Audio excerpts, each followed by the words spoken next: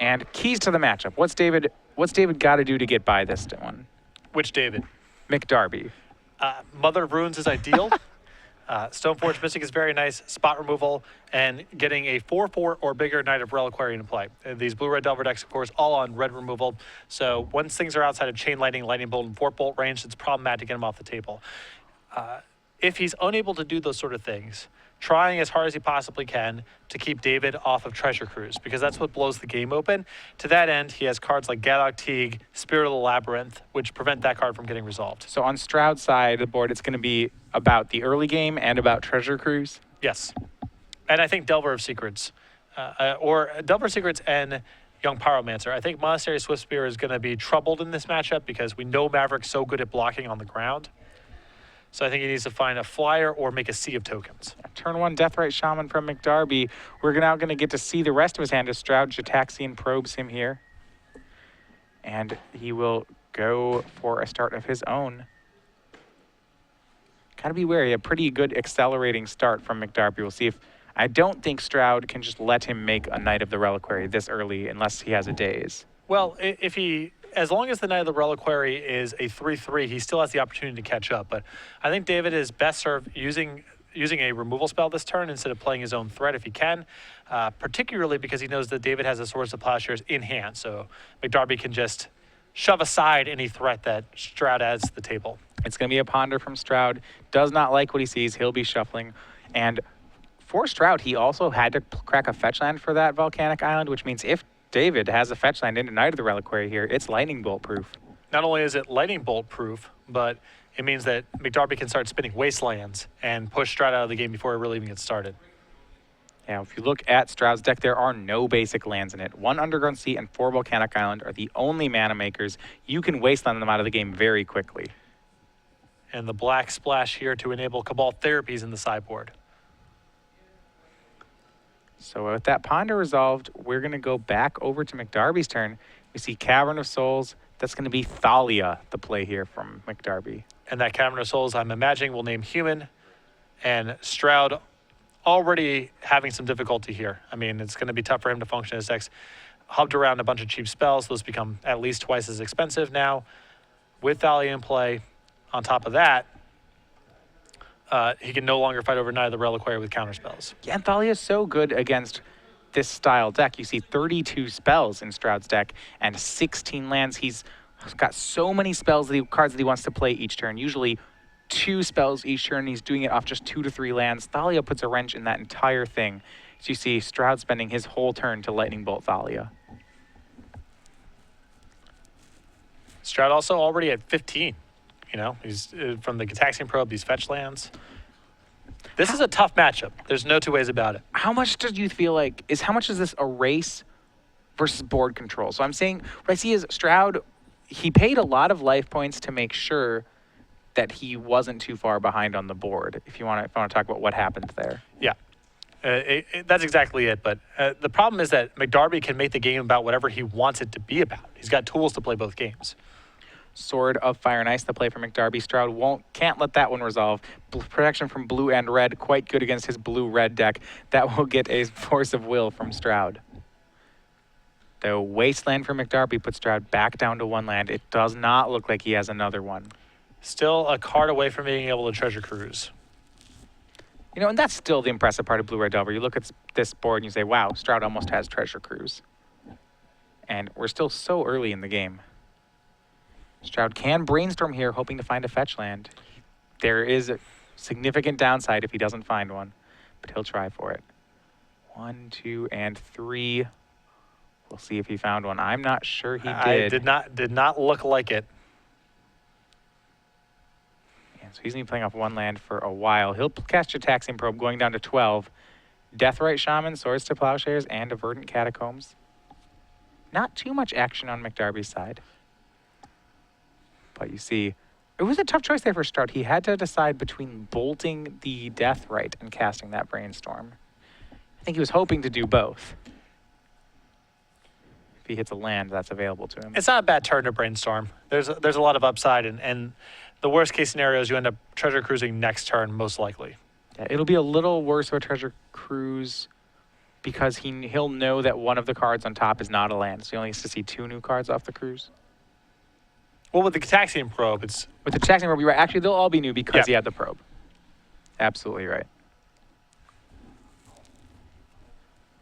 So we're back onto McDarby. He does have that Catacombs, and you see the draw for the turn. Umezawa's Jite. That's a pretty good one if he can land counters onto it. And I think this is, this is the type of spot where David needs to turn the game about something else. You can see counting the graveyard here. I think he's well served to try to go on the offensive with this Deathrite Shaman, start attacking Stroud's graveyard, and drain him out of this game. I would not mind opening up this turn on Umezawa's Jite. If it resolves, great.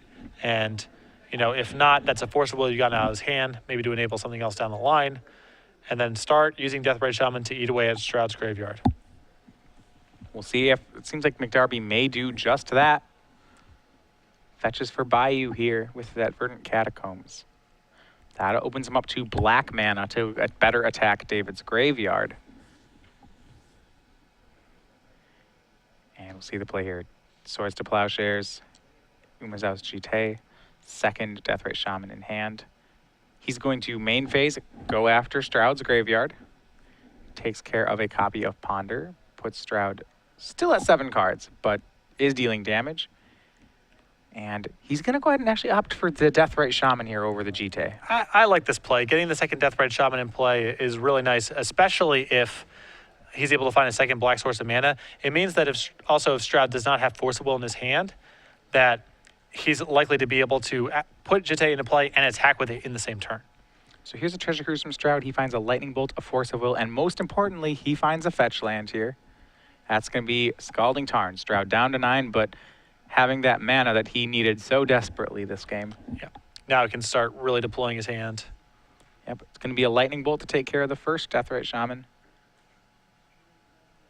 And we'll see if he can recover. Stroud drawing 3 there. Can't be understated how good that is. Also has still a lot of cards in hand. You see a 6-card hand here, double Force of Will, another Treasure Cruise, another Lightning Bolt, all available. And I think the second Lightning Bolt is probably the most significant card in that hand because Stroud needs to be able to take care of this Deathrite Shaman before it does too much damage to him. Yeah, and this is a new dimension that we never saw in these Maverick Teamer Delver matchups back when Maverick was really popular. Normally this would be a game which Maverick won from nearly all the time, except now Stroud can actually do this pseudo control role where he starts to counter stuff, kill stuff, Treasure Cruise, and use those opponent's cards of Treasure Cruise to actually just run David out of resources. Yeah. And it's changed all sorts of matchups in Legacy. Blue-Red Delver's game against Miracle is very different for the same, for much of the same reason. Absolutely. It's going to be Force of Will pitching Force of Will for David, so he doesn't have one left, but he takes care of the Umezawa's Jite. And McDarby goes back to work on Stroud's graveyard, exiling another card. Stroud is going to go down to 6, but now he takes control of the board. It's Delver of Secrets and Lightning Bolt. And how's the tide? The tides may have turned here. Oh, definitely. Although another copy of Thalia here is very good for David again. Can't be countered by Stroud because of the Cavern of Souls. And now Stroud's hand, which is full of cheap spells, not nearly as efficient to deploy. Yeah, Stroud is definitely limited to 1 spell per turn, once again from that Thalia. You can see last turn he made Delver of Secrets and Lightning Bolt. He wouldn't have been able to do that with a Thalia in play. Now he's going to tap both lands to Brainstorm here. Finds a land. I'm going to put a land and a Monastery Swift Spirit, looks like, back on top of his deck. But before Thalia was in play, you kind of felt like Stroud could have played his whole hand, Treasure Cruised again, played his whole hand, just kind of run that one back and forth. Now it seems like he just doesn't have enough lands to pull it off. It looked like he was right on the verge of turning the corner. And he's still not out of the game just yet. It's just that Thalia makes Stroud's turn so much less efficient. So Stroud's going to crack a fetch land after putting 2 back, cast a copy of Monastery Swift Spear. Not big enough just yet to tangle with Thalia. For McDarby, he has a Kasali Primate in hand. His draw for the turn was Green Sun's Zenith. That one's going to be a little harder with this copy of Thalia in play. I'm a big fan of trying to put the Kasali Primate into play this turn. It means Sure. Your Thalia becomes a 3-power attacker inside of combat. Stroud can't counter it because he can't pay for Thalia. Remember, McDarby, that third land, there is a Cavern of Souls. It is set to human, however. The bigger thing is I just don't know what else to do with the green sun Zenith. That's the alternative this turn, but he can only Zenith for 1 because of the Thalia he has in play. And his 1-cost options are just not that attractive. Yeah, Deathrite Shaman for the most part. Which, to be fair, that's actually a pretty good card right now. Yeah, I guess that's not, Deathrite is not shabby here. He is going to go for the Kasali Pride Mage, however. Stroud can't counter, and here comes Thalia for 3. That's half of Stroud's life total. He has on tap, needing to stabilize. It's going to be hard to, on the blocks, get this Master Swift Spear to work out. Oh, a Fork Bolt's a really good start here. He's going to Forked Bolt on the Thalia. Now he has to figure out how he's going to block the Pride Mage. It is lethal. I mean, he can Treasure Cruise again, and if he finds land plus removal spell, he's in great shape. And if not, he still gets a chump block. Yep, that's what it's going to be. Treasure Cruise drawing 3 more. So many cards for Stroud. He'll pass the turn. Swift Spear does not swing. Looks like it's going to be on chump block duty. And Abrupt Decay is the play from McDarby, and that'll be good enough. Game 1 goes over to David McDarby and his Maverick deck. Quite the sweat there. It was looking like Stroud was right on the verge of turning that game around, but a timely Thalia, and Stroud just couldn't quite block it efficiently, nor play his hand effectively enough for the couple of turns where Thalia was in play. 2 copies of Treasure Cruise doing a lot of work for Stroud there. But still not quite enough, and it really speaks to the advantage that McDarby has in the matchup. Stroud able to resolve 2 copies of Treasure Cruise. McDarby never generating a huge trump, just able to kind of work his way through the game.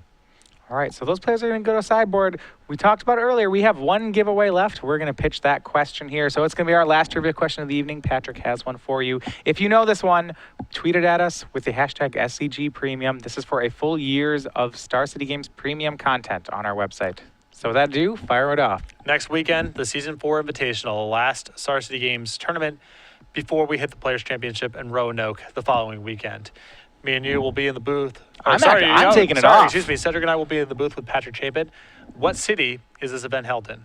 Yeah. If you know the answer, make sure to tweet it at us. I, for one, I'm going to be playing a Grand Prix, but I'm going to be tuning into that as much as possible. Looking forward to watching that Invitational. I'll see which players make it to the Players' Championship, which don't. Great commentary from now runner-up at the World Championships, Patrick Chapin. He had a great performance. I would love to hear him talk about Standard this coming weekend. Very exciting, Chapin on the heels. We haven't had him in the booth since his Pro Tour win or his second place at the World Championship this weekend.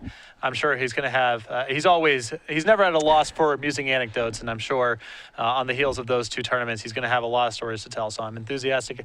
Him in the booth, it's been a while. I think I haven't worked with him since Detroit in April or something, May of 2014. So it'll be good to see him. It's infrequent, absolutely. But it's a pleasure.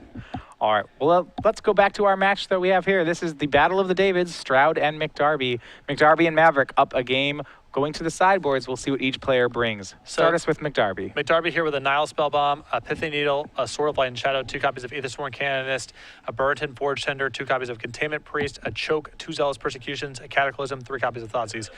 A lot of sweet options here. The 2 copies of Zealous Persecution can kill Delver Secrets, can also sweep up Young Pyromancer and all the tokens. The 1 copy of Burton Forge Tender, very efficient in a battle about Lightning Bolts. I even think the Aethersworn Canonist is legitimate here because Stroud's deck is all about trying to chain together multiple spells in a turn. Things like Monastery Swift Spear, try to get to a fast Treasure Cruise, and the Nile Spellbomb. I like going after Stroud's graveyard because his deck is, again, all about Treasure Cruise. Now I'm thinking back to the match we saw between David McDarby and Stephen Mann in the top 8. I'm thinking he's going to bring in Choke here. That won him game 3 against Stephen Mann. Does Stroud have a mountain in his deck? None. No. Okay, yep. No, then I like Choke quite a bit here, too. You have to do that check. If he has 1 basic mountain, it's not worth it. It gets a lot worse. I mean, it's still probably worth it, but it definitely diminishes in value. All right, over for David Stroud. His sideboard actually is very similar to the Burn sideboard we saw up from Oliver Coffey in the semifinals. When I see it, let's look at cards. Sulfuric Vortex, looking great in the matchup. Forked Bolt has done some work for him too. Those look like they're pretty good hits. Outside of that, I don't see much I really like here. I suppose you could, I don't know, is there anything else? Anything else we can use here? Grafdigger's Cage shuts down Green Sun Zenith, but that's pretty narrow for this matchup. I don't think it's good to bring in. I think that I don't know if I would go so far as to bring in 2 copies of Smash the Smithereens, but I could see at least bring in 1 because Umezawa's Jite and some of the other equipment matters quite a bit. Yeah, GT matters. Actually, Sword of Fire and Ice against your blue-red deck also does matter quite a bit. Once it's suited up, you're not dealing with that creature anymore. The problem is the blue-red Delver deck is all about velocity. It's all about trying to cast its spells as efficiently as possible.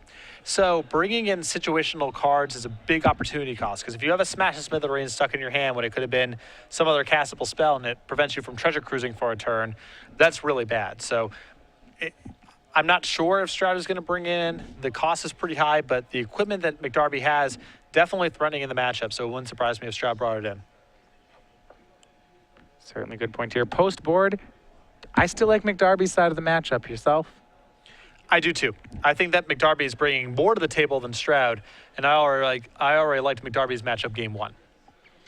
Well, McDarby up a game here. We'll see if he can get the second one. He's going to have to win this one on the draw against Stroud. So far, McDarby has not won a single game on the draw in the top 8. He's won all his game 1s, lost all his game 2s, fortunately won all his game 3s. Maverick can be a little slow out of the gates. You know, when it doesn't have Swords of Plowshares or Mother of Runes, it is often just saying go on the first turn. And in Legacy, with as fast as the format is, as tempo-oriented as it is not great to be passing on turn 1.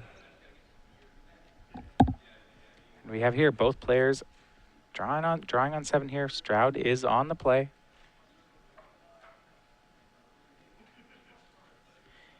And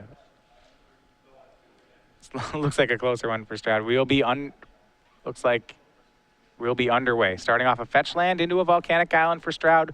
We'll see the kind of start he brings here. Delver decks, as we've seen this whole top 8, much stronger in the games where they're on the play and get to seize the initiative. Another thing to keep in mind about this is Stroud has a pretty extreme build of the deck. He's playing 11 fetch lands and only 5 lands to go get. That means he's very vulnerable to getting wasteland locked. So if McDarby's able to stick another reliquary in this game, expect him to very aggressively go after lands. So Jitaxian Probe will reveal the hand for Stroud. He gets to see what McDarby has. Mother of Runes, Burrington Forge Tender, Stoneforge Mystic. You talked about how difficult it can be for Burn to beat Mother of Runes into Stoneforge Mystic. I can't imagine it's much easier for Delver. No, this is a tough draw. And the Forge Tender is arguably better than Mother of Runes for setting up this curve, because the Forge Tender, you know, if McDarby plays Mother of Runes, well, if Stroud has a removal spell for it, now the Stoneforge Mystic is vulnerable. If the Forge Tender resolves, then the Stoneforge Mystic is much safer for that, at least that one turn. And not to mention, it has protection from red. It will shut down this Monastery Swift Spear. Yeah, it's a great one-up to draw in this matchup. Yeah. Turn 1, the full 3 damage. Stroud burned off a second Jitaxian Probe there to make his Swift Spear into a 3/4. And he'll put out Burrington Forge Tender. Wants to keep that Swift Spear at bay. Stroud with no way to get the Forge Tender off the board. If you're looking for weird holes in the armor that you wouldn't necessarily expect for against Blue-Red Delver, protection from red is great. We've started to see Core Firewalker pick up a little popularity in Death and Taxes sideboards. McDarby going with Forge Tender instead, but it's challenging for these Blue-Red Delver decks to operate against protection from red. They can't really attack through it very easily, and nor can they get it off the table. Yeah, Core Firewalker, a more extreme version of Burrington Forge Tender almost. It has, not only does it do wonders in a matchup against Delver, but that card, very difficult to think for burn decks to deal with. Oh, yeah. It's oh, yeah. That's a fun one. That's another one of those Sulfuric Vortex or Bust style cards. Yep. See, Ponder from Stroud plays a fetch land, but no attacks possible thanks to Burrington Forge Tender. He's just going to have to pass back, and David McDarby gets untap on turn 2 still at 17 life. And now McDarby might go for Mother of Runes, because Stroud kind of has to use 2 spells right away to prevent the Mother Runes from activating. And he can't even do it if the removal spells are sorceries like Fort Bolt and Chain Lightning. And then once Mother of Runes is eligible, now everything gets very easy. Spirit of the Labyrinth as well in his hand. Just this protection from red is going to be pretty good. Burrington Forge Tender can protect Mother Runes, which in turn protects everything else. McDarby can build an army here. Yeah, there's no bad choices here for McDarby. Every option that he has, Stoneforge Mystic, Spirit of the Labyrinth, Mother of Runes, they're all really potent follow-ups to the Forge Tender. We'll see, second land here. Scrub land for the turn. See how he wants to set up. He has Gaddock, Teague, Stoneforge Mystic, Mother of Runes all available. Maybe he wants to play around Daze and wait. It seems like he can wait a turn. Stroud's not presenting too much of a threat. He's going to go with a different true drop. It'll be Spirit of the Labyrinth. I don't think he minds as much if this one gets dazed. I don't think so either. But if it sticks, that's great too. Because then you don't have to worry about Treasure Cruise, Brainstorm, Ponder. A lot of the deck gets shut out. Stroud will crack a fetch land here. Peeking at Stroud's hand, you see at least one copy of Smash to Smithereens in it, so that 2-of has been brought in, at least one copy from the board to deal with some of the equipment that David brings. It will be Lightning Bolt from David Stroud. McDarby can choose which creature he wants to have survive. I would think he'll just keep Forge Tender. I think so too. You know, David McDarby's deck is so much more powerful if, you know, both players are just kind of like putting their stuff into play. I wouldn't want to move on the pro red because it blocks all the pressure that Stroud has, and he can use it to protect something more significant. Yeah, you see a copy of Forked Bolt hanging out in David's hand. So Jataxian Probe will reveal what he's working against. It's Green Sun Zenith, Stoneforge Mystic, Mother of Runes, another land, and as early as turn 3, Stroud's Treasure Cruising for 1. 3 probes will do that.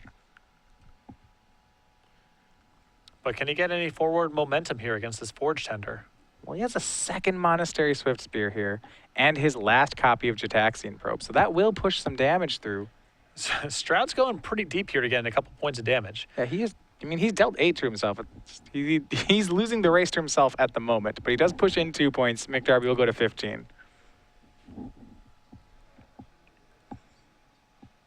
That Burn can't sing enough praises for Burnton Forge Tender in this game. If that wasn't, even if that was Mother of Runes for McDarby, this seems like it'd be the kind of game where Stroud would have walked all over him. I think Mother of Runes would have just died. Yeah, I mean, 4 Jataxian Probes, turn 3 Treasure Cruise, double Swift Spear. These are the terrifying hands out of the Blue-Red Delver deck. Time to dust off your Forge Tenders and Core Firewalkers, your Repentant Blacksmiths. Oh man, that guy. Disciple of Law. Yep. That was another fun one. Timely Reinforcements, can we do that in Legacy? Crimson Acolyte. Warmth. Warmth. if you really want to go after the burn decks. No, Burnt and Forge Tender, in its format, played generally as an anti-fire spout card because you can sack it and it will prevent the entirety of a red sweeper. That is true, though. I have run into this card plenty without fire spout anywhere near my deck. Oh yeah.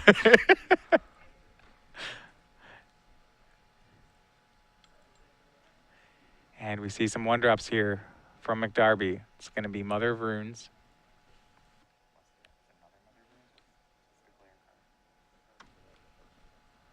It's a second Mother of Runes. And here you see that secondary ability on Burnt and Forge Tender. Stroud attempts to Forked Bolt both the Mother of Runes there.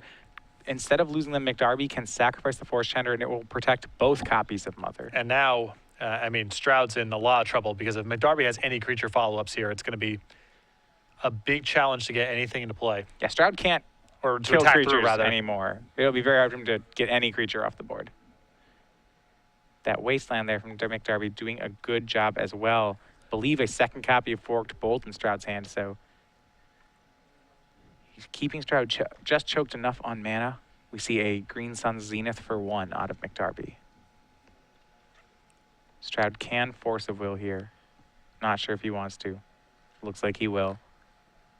He kind of has to. His only hope to continue to attack here is, you know, once McDarby gets another creature into play, Stroud's going to be hard pressed to attack. Yeah, he's got to fight over this. And that Zenith would have been for a Deathrite Shaman, so then McDarby would have started gaining 2 every turn. That's probably something that Stroud, once he can't attack because of the Mother Runes, and he can't burn out if McDarby's gaining 2 a turn. He really just can't let that one resolve. Just Force of Will, pitching Force of Will. Now we see a Brainstorm on Stroud's turn. Going to look for more gas here. See Chain Lightning along with Forked Bolt hanging out in Stroud's hand. He's got McDarby somewhat low here. He doesn't have to do too much more damage.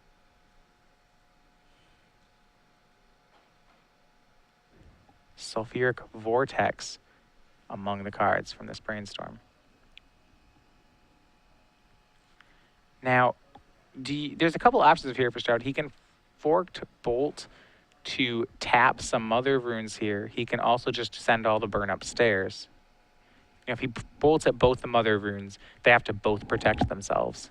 And then he gets to swing in with some Swift Spears. Or McDarby gives one of them protection from red and holds the other one up to block for a turn. And either one of those is wins for Stroud. Right, and then one of them will die if he goes for that.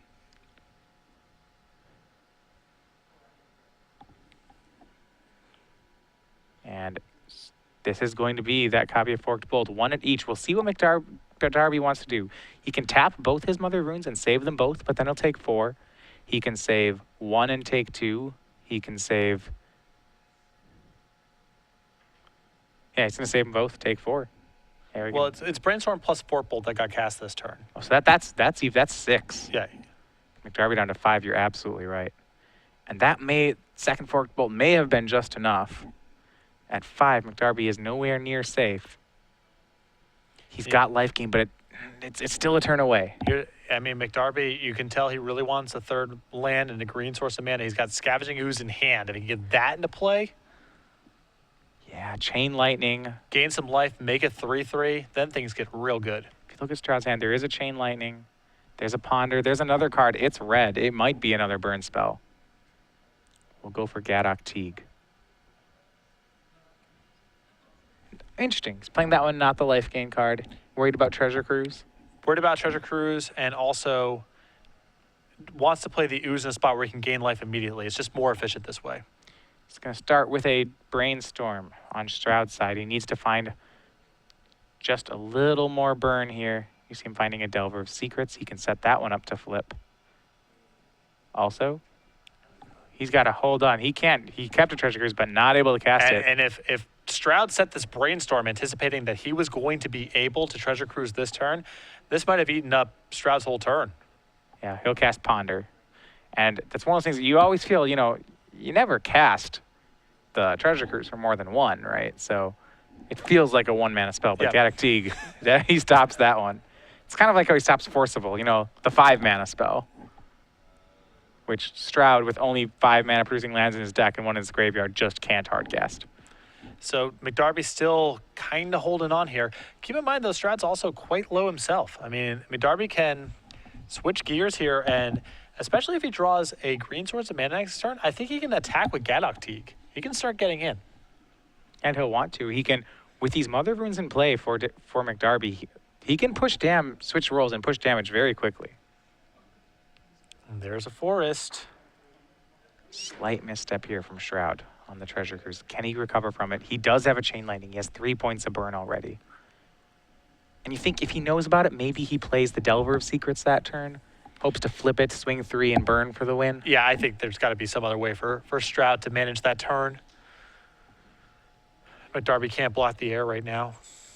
As it stands, Stroud still may be able to get it. It's going to have to recover, but we'll see how he chooses to do it. Here's the thing. He's got 1 bolt in hand. If he finds a second bolt, even 1 point from Scavenging Ooze does not save McDarby. Yeah, But and if McDarby gets to untap, he gets to go up to 7, and then it becomes a lot more complicated for Stroud to burn him out. well, a huge draw here from McDarby, and I want to point this one out. He drew his copy of Basic Forest. As it stood right now, he only had 2 lands, and only 1 of them made green mana. So that meant he would play Ooze this turn, next turn only be able to gain 1. This time he can play Ooze with green up and immediately untap for 2, so he'll get to clear both graveyards of any creature that might be in them. Yep. Now, one of the questions is just how many creatures are in the graveyard? How much life can he gain here? Well, I know there's a Thalia in McDarby's graveyard. And a Forge Tender. Yes. And going up to 7 and making a 4/4 are both big deals here. Yeah, 7, as you know, against these red decks, a lot more than 6. Keep in mind, right now, McDarby can go attack. If Stroud does not chump block, he falls to 6. David McDarby then casts Scavenging Ooze. He grows it. He untaps and grows it again. He used both the Mother Runes to give him protection from red. That's 6. That is exactly lethal. So he has a lethal set up for the next turn. Gadok Teague's going to swing in. We'll see Stroud has the option of double blocking. He has the option of no blocks. Double blocks, it gets protection from red. I like a double block here. Those Swift Spears are not going to do very much. It's basically burn spells or bust, I think, in Stroud's position. Yeah, I think The argument is whether or not you want to put another creature in the graveyard. It's not, and that is another life point, I suppose, that McDarby can gain. But I agree, I like the block. But there's only, I believe, one Scavenging Ooze in the list. So are you playing around that? Oh, right. He doesn't know about it yet. We'll start with a Ponder on Stroud's side. Can he find a second burn spell? It's Chain Lightning at the third one down. But does he have another? He doesn't have the land to do it. He is a card short here. He has a Chain Lightning in hand. His top 2 cards are land and Chain Lightning. You can see it be so close here. Their 6 points are set up, but there's just no way to do it.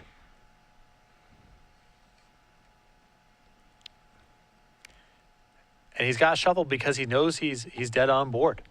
I don't know if there's any help in his deck, but he knows that that's nothing. He needs, oh man, yeah, I don't.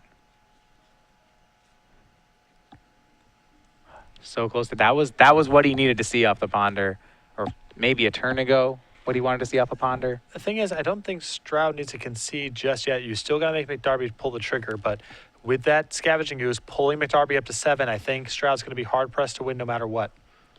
Because of it can pull McDarby up to 7, I agree. He could leave up a red source, and McDarby would be really hesitant to force that Gaddock Teague through. Because said, hey, what if there's a lightning bolt? I'm tapping all my guys to do this. Although Stroud could swing back. If this leaves Stroud with no untapped lands, then McDarby can just go for it without fear of anything. And there you have it. David McDarby is your Star City Legacy Open champion. 2-0 defeating David Stroud's Blue-Red Delver. That was a stressful game there. It looked like McDarby was beat several times, but dug it out. Congratulations to David McDarby. Not maybe a person a lot of you know personally, but really one of the good people of the Magic community. Well-deserved Legacy Open champion. I'm very happy for him, and I'm sure a lot of people out there are as well. Yeah, well played on both sides. In that situation, Gaddock Teague coming in at a crucial moment to stop a Treasure Cruise, and that set Stroud back 1 turn. It was enough for David to seize the initiative, capitalize, and now he is your second champion. And because David McDarby is such a, friendly, lovable guy, and because a lot of the content that he produces focuses on Commander, other casual